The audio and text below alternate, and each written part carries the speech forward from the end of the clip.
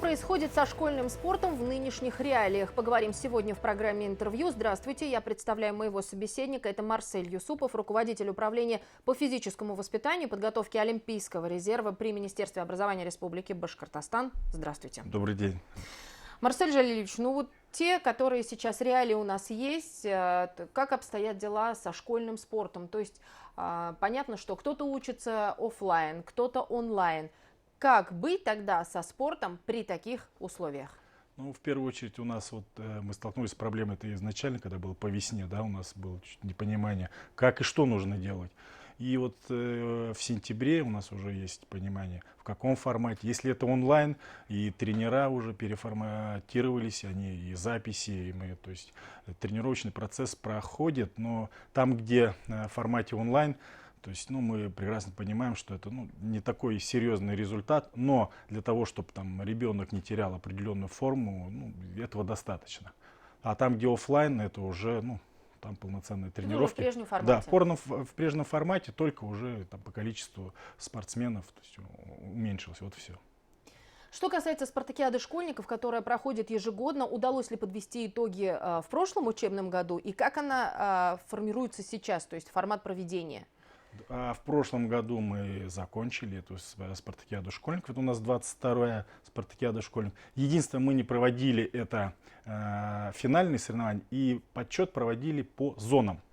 И в таком формате у нас вообще интересно так получилось в этом году. Впервые стали призерами те, которые там никогда и близко не подходили к этому. А те, которые очередной раз я убедился, те, которые отдаются полностью и руководство там муниципального района, и отдел образования, они следят за развитием физической культуры среди школьников, они также остались. Я озвучу, у нас также среди городских команд это третье место город Стерлитамак, второе место город Уфа, это впервые Октябрьский район.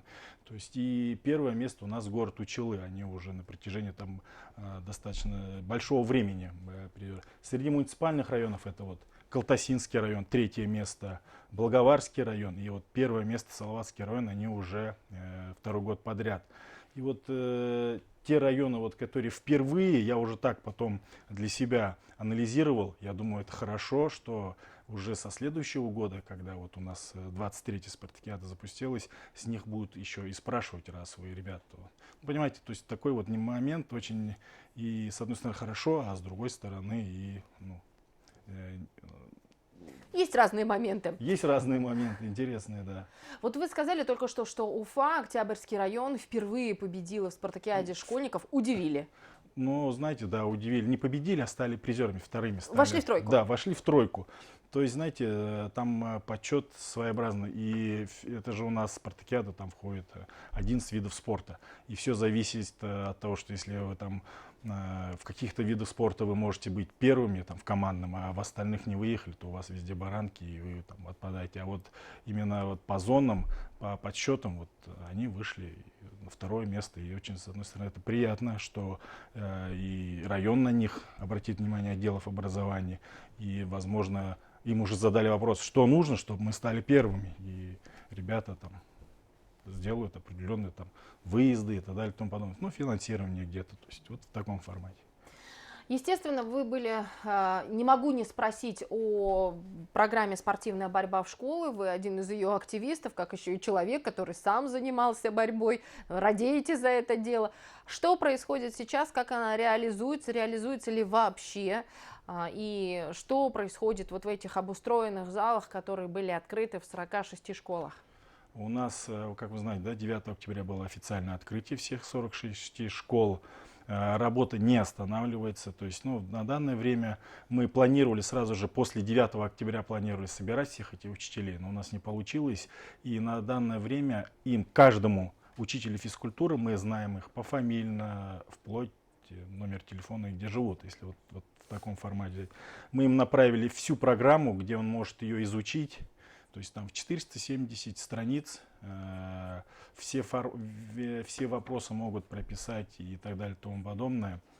И в ближайшее время мы планируем уже в формате онлайн с ними ознакомиться, какие у них вопросы возникли при ознакомлении с данной программой. И дай бог, после Нового года мы уже где-то, может, к весне мы будем собирать их. А что такое ознакомиться с программой? Это, ну, процентов 30-40 ты уже понимаешь теорию, что нужно делать, в каком направлении. И там остается только практика. И мы планируем совместно с Федерацией спортивной борьбы Республики приглашать. Он ждет нашего звонка. Это Василий Дяшич Цандыков, один из разработчиков данной программы. То есть это по этому проекту я держу руку на пульсе и вот, ну, очень так трепетно к этому отношусь. Еще активно начали работать и реализовывать программу «Мир самбо». Она тоже федерального уровня, насколько я понимаю. Почему решили ее тоже поддержать? Как она развивается? В чем ее смысл? Ну, вообще, самбо в школу, этот проект, он уже с 2010 года. И вот когда я стал ознакомиться, то есть суть данной программы, она ничем не отличается спортивной борьба в школу, да, то есть, ну, это федеральный проект изначально пошел, у нас до этого было 24 школы, и вот небольшой упадок был, и когда я провел анализ вот по прошлому году, и у нас сейчас 20 школ, и хочу тоже также ее возобновить, потому что, ну, там, где есть 20 школ, там уже у них есть определенные тренера, работа идет, но нужно их просто поддержать для того, чтобы единоборство, мир единоборства, он большой, и там, где не есть там спортивная борьба, там, возможно, самбо и дзюдо. Они Вот. пересекаются, вот эти вот 20 школ из мира самбо, с программой «Спортивная борьба в школы»? Нет, не пересекаются. То есть они не пересекаются, там определенный список, есть разные школы, совсем разные школы.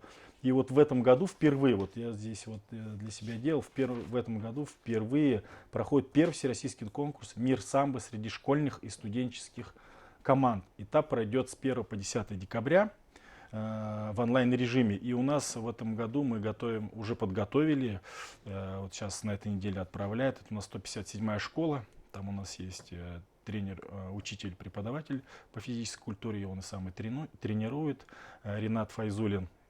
Вот, а подготовили команду, 1-4 класс сделали запись, и вот будем направлять для того, чтобы посмотреть. Это первый момент. И второй момент, это то, что приятно, в эту школу уже Федерация самбо России, вот они, может, недели 2-3 назад получили ковер тоже. То есть такие вот есть приятные моменты. Я думаю, одна федерация подстегивает другую, так как наш проект «Спортивная борьба в школу», он уже и на федеральном уровне слышен. И вот у нас 10-11 будет по линии Минпросвещения федеральном уровне совещание, где уже предлагают и озвучили, чтобы я выступил о том, как у нас это реализуется. Я думаю, там они в То есть Москве поделились опытом? поделились опытом, да, и я думаю, там Федерация самбо это услышала, или наоборот, ей как-то хочется. Но это же тоже приятно, это хорошая такая борьба. Наш пример, другим наука. Но мы сейчас вот именно в развитии единоборства вот, по этому направлению, вот, с кем бы я ни общался из коллег, они всегда говорят, у вас там вот это классно, это круто. Еще вопрос. У нас проходит при этом в онлайн-режиме много других мероприятий. Это Трофи ГТО, республиканский фестиваль для коррекционных школ, да, планируется. И вот что расскажете об этом? Плавание для всех, еще одна программа, да, то есть мы не только о борьбе на самом-то деле печемся, еще и развиваем другие виды спорта. В общем, у вас очень много направлений. Как вы их планируете реализовывать, воплощать в жизнь? Нас, то есть, что такое управление по физическому воспитанию? У нас не сама суть, это развитие, физическое развитие обучающихся. И вот мы очень плотно работаем с юностью России. Вот у них в этом году тоже впервые, вот у них будет республиканский фестиваль «Трофи ГТО». То есть мы здесь проводим республиканский с выходом на федеральный уровень, тоже вот в начале декабря. Следующий этот момент, вот коррекционные школы, среди коррекционных школ, интернатов. Это мы ежегодно, и вот буквально там месяц назад с отдела, который курирует это направление, говорит, вот мы хотим, не нужно прерывать. Я говорю, давайте, проблем нет, мы это все организуем, мы разработали положение. Как вы организуете фестиваль? В онлайн-режиме? В онлайн-режиме, да, то есть там есть направления у нас, получается, не только физкультурно-спортивная направленность, но разные, то есть интеллектуальные и так далее. Это одно из них, это физкультурно-спортивная направленность. В онлайн-формате они сейчас записывают, нам направляют, и у нас уже здесь есть, в каждом направлении есть жюри, они оценивают, и 9-10 у нас будет подведение итогов. А физкультурно-спортивной направленности это у нас там подтягивание, вот таком направлении, интеллектуальные виды спорта. Здесь мы, конечно, обращаемся к федерациям, вот, федерация шахмат, шашек, ну, вот в таком направлении. И коррекционные школы, интернаты, им, ну, их мы всегда поддерживаем, будем поддерживать. В том году у нас, в прошедшем году прошло в хорошем формате, и вот будем продолжать. Плавание для всех. Вот сейчас у нас спустилась межведомственная своя программа по утверждению плавания для всех. То есть у нас есть шикарная, хорошая программа, наша республиканская, это все обучение по плаванию. Ну вот с Федерацией плавания мы пообщались и с Министерством молодежной политики и спорта республики. То есть суть этой программы такая же, как и плавание для всех, всеобуч по плаванию. Суть, чтобы ребенок не стал там мегапловцом. Минимум он научился держаться на воде. Вот. То есть такая суть. Но вы еще хотите поддержать и хоккейный вид спорта, хоккей, то есть развить его в республике. Он и так, конечно, развит, но еще и среди школьников популяризировать и разыграть кубок Министерства образования. Я ничего не путаю? Да, вы ничего не путаете. Вот у нас проходил совсем недавно в международном онлайн-формате, там был впервые, там приезжали из «Красная машина», и мне посчастливилось выступить своим предложением, видением, как я вижу развитие именно хоккея в системе образования. И вот сегодня с Александром Владимировичем Симаком мы пообщались, вот в течение вот ближайших дней мы встречаемся, и я озвучиваю формат, как я вижу развитие хоккея, а они уж со своей точки зрения, как профессионалы, меня подкорректируют, и у нас в ближайшее время появится в системе образования, будем проводить кубок Министерства образования и науки по хоккею. Ну и, естественно, одна из тем, новогодние старты, это всегда стандартная, обычная программа. Верю, что, несмотря на сложные и непростые условия нынешние, новогодние семейные старты все же состоятся. Состоятся? Да, мы уже об этом, у нас уже есть программа, положение, то есть пока это проект, мы с руководством «Единой России», с Рустемом Маратовичем Ахмадинуровым по прошлому году это прошло, ну, на самом деле, такое очень много хороших отзывов со стороны родителей и так далее. И мы будем продолжать это. В этом году новогодние семейные игры, они состоятся, планируются с 3 по 6 января. И единственный там момент, который мы отошли от прошлого формата, мы не будем только собирать здесь, вот, ну, регионально. Это будет на муниципальном уровне. И все виды спорта, которые делали, они будут в игровой форме. Там 3 вида. Вот мы планируем, это один из видов. Хоккей в валенках, возможно, там на время катания на санках, вот, ну, вот в таком направлении. И каждая семья республики может принять участие в этом конкурсе? Каждая семья республики может принять в этом конкурсе участие. Мы вот сейчас готовим положение для рассылки в муниципальные районы в таком формате. И еще это у нас 3-6 января, планируем с 25 декабря еще запускать, то есть чтобы наши дети во время каникулярного отдыха они были полностью заняты. Планируем проводить лыжные гонки на призы Деда Мороза. Это тоже для детей там, начальных классов замечательно.